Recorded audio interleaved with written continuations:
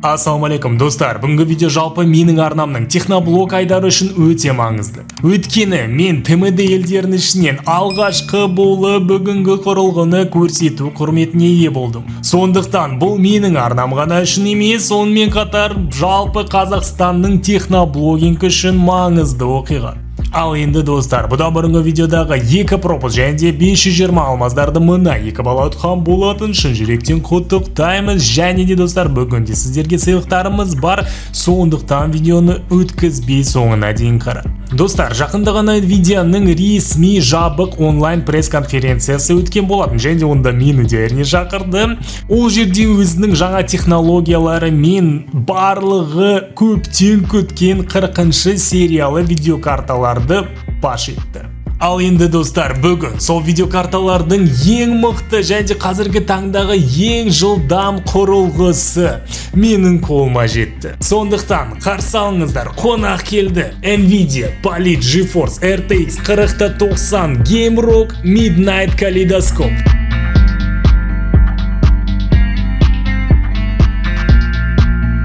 Ал кеттік достар, ашамыз, салафоннан шешеміз. Кішкентай достар, газасы мэр болады. Әйбәт. Қораптың ішінде мынандай қара қорап, іші мынандай әйбәт. Ол кішкентай қара қорапта мынандай видеокарта питаниясының 8 пиндік мынандай 4 разветвителі бар достар. Видеокартаның шамын, яғни ARGB-ін қосатын сым, және де видеокарта ауыр болғандықтан осындай тірегіш комплекті де бар. Ол өте жақсы. Ал енді достар, біліңдер, видеокартаның өзі 5 килограмм сияқты. GeForce RTX 4090 GameRock Midnight Kaleidoscope. GeForce RTX 4090-ның сыртқы түріне тоқталатын болсақ, уникалды кристалдық Starlight Black деген дизайны бар. Ұзындығы 329-ді 4 мм-ді, ені 137-де 5 мм-ді, ал қалыңдығы 71-де 5 мм-ді құрайды. Яғни сіздердің ATX-тарында 3,5 слоттың орнын алады. Нағыз алыптың алыбы. GameRock деп бекер айтпаған. Жалпы карта металл мен пластиктан жасалған, алдыңғы жағына көңіл аударсақ, Palit жазуы бар 3 кулер орнатылған әдемі дизайнды көре аламыз. Нағыз Midnight Kaleidoscope, яғни түн ортасындағы калейдоскоп болып көз назарыңызды жаулап алады. Бет жақ бүйірінде GeForce RTX және GameRock деген жазуларды көреміз. Олардың қандай түспен жанатынын алда көрсетемін. Сонымен қатар бет жақта ARGB сымын қосатын разъеммен жаңадан шыққан 16 пиндік қосалқы питания қосқышын таба аламыз. Оның қарсы жақ бетте PCI Express 4.0-ді көреміз, ал артқы жағында металдан жасалған GameRock деген жазу бар және тор көзді бэкплейтпен қапталған екен. Қосылғыштарына тоқталып кетсек, бір HDMI 2.1 және 1.4A дисплей порттарын көреміз. Яғни бұл видеокартамен сіз бір уақытта 4 дисплей немесе құрылғы қосу мүмкіндіктеріңіз бар. Шыны керек, RTX 4090 видеокартасы өте әдемі болып көрінеді, шын өмірде одан да әдемі. Соншалықты әдемі, оны пайдаланбай ПК-ға қоспай, осы білмеймін, сувенир ретінде, бір өнер туындысы ретінде полкаға қойып, күнде түріне қарап тамашалағың келеді. Ал енді видеокартаны орнатып, ARGB сымы арқылы подсветкасын қоссаңыз, сіздің қалған шам жарықтарыңызға үйлестіріп, әдемі тандем жасауға болады. Нағыз RGB калейдоскопты сонда көре аласыздар. Достар, енді RTX 4090-ның салқындату жүйесі қандай екен, соған тоқталып кетейік. Gale Hunter 3 вентиляторлары Gale Talon конструкциясы арқасында радиаторға бір келкі әрі бір қалыпты ауаны қуып, салқындату тиімділігін арттырады.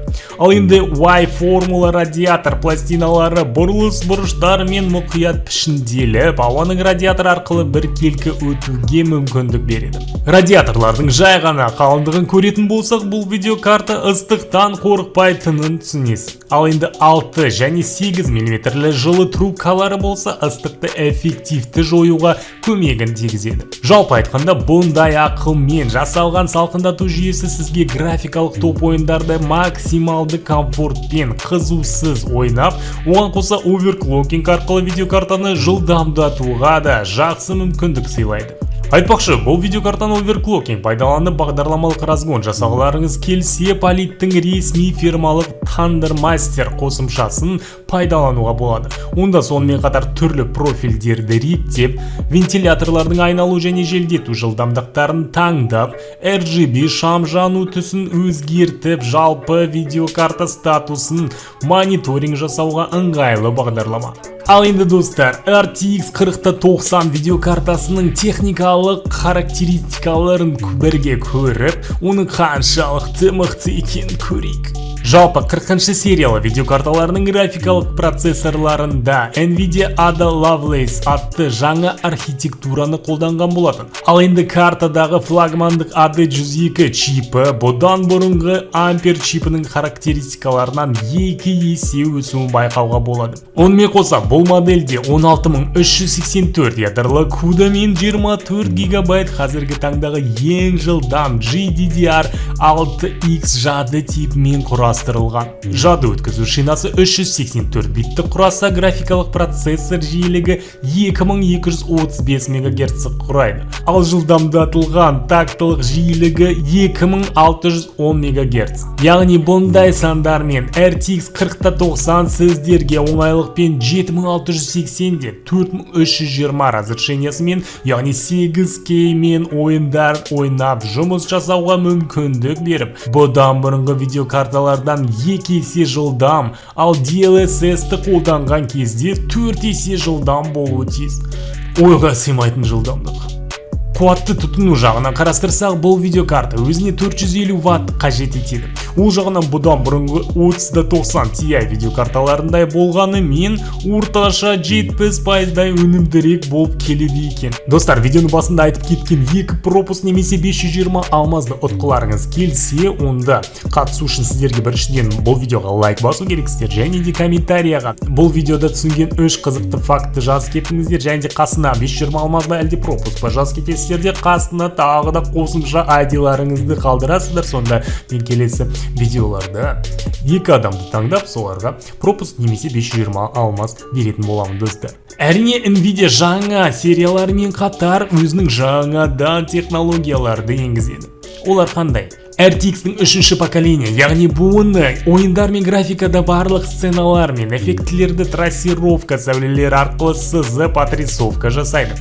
Және глобалды жарықтандыру жақсартып, графика мен жарықтар эффектілерінде визуалды шуларды жұмсартып басуға көмегін тигізеді. Сондықтан жаңа RTX технологиясы ойындарды жаңа графикалық деңгейге шығарып, одан да әдемі әрі көркем қалатынын қазір геймплей видеоларында байқап отырмыз. Оған қоса, жаңа 40-шы сериялы видеокарталарында жаңадан DLSS 3 қолданылады. Оның арқасында бұдан бұрынғы DLSS 1 және 2-ге қарағанда өнімділікке 2-4 есе өсу байқалады. Оны дәл қазір экрандағы скриндарды паузаға қойып толыққанды танысуға болады. Мысалы, Nvidia пресс-конференциясында түсіндіргендей, өткен DLSS 2 төменгі разрешениясындағы кадрларды алып, көрсетіліп кеткен кадрларды көшірме жасап, нейросеть арқылы оны созып, жетпеген детальдерді пазл сияқты соңғы кадрда жинап, оның арқасында разрешение үлкейеді де,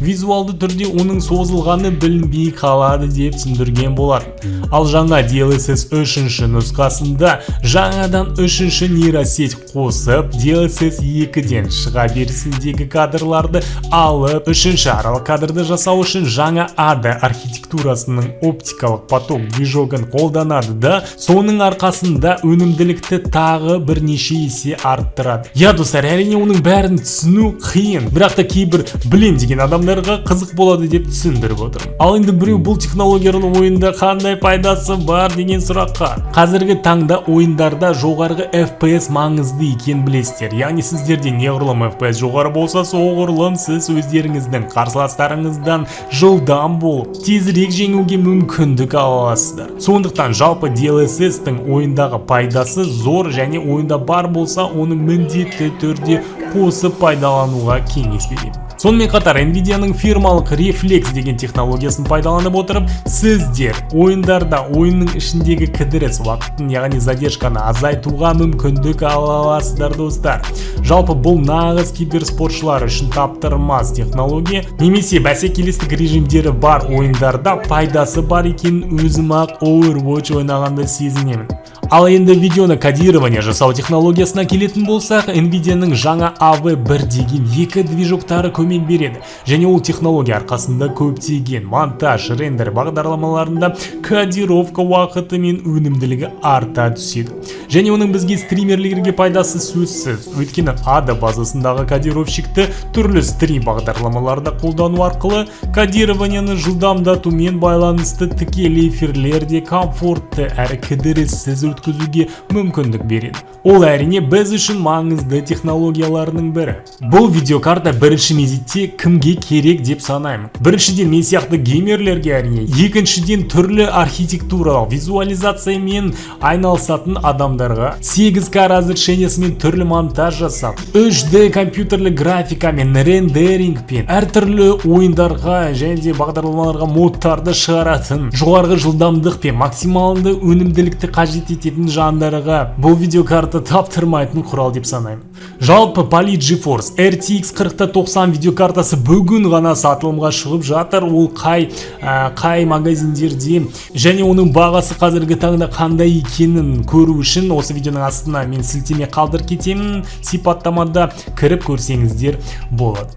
Ал енді достар, бүгінгі техноблог рубрикамыз аяқталуда. Видеоны қорыта келсек, біріншіден осындай керемет, әдемі мықты видеокартаны СНГ елінде алғашқы болып осылайша Қазақстанда шолу жасауға құрмет білдірген Nvidia мен Poly компанияларына мыңда бір алғысым бар. Екіншіден шынымен де бұндай әдемі әрі мықты видеокарта менің рубрикамда әлі болған емес. Үшіншіден бұл видеокарта өнімділігі және жылдамдығы жағынан өте жоғарғы деңгейдегі құрал екен. Төртіншіден бұл видеокартада қолданылған жаңа технологиялар шынымен де таң қалдырады және де нақты қолданушыларға пайдасы бар жаңартулар екен. Бесіншіден бұның бәріне қарамастан бұдан бұрынғы 30-шы сериядағы видеокарталарының бағасына қарағанда қымбат емес болып шыққаны қуантады. Осылайша достар, барлықтарыңызға көңілдеріңізге көп рахмет. Видеоны соңына дейін көрген адамдарға алғысым шексіз. Және де мына екі видеоны да көруге шақырамын. Аман сау болыңыздар бұрылар.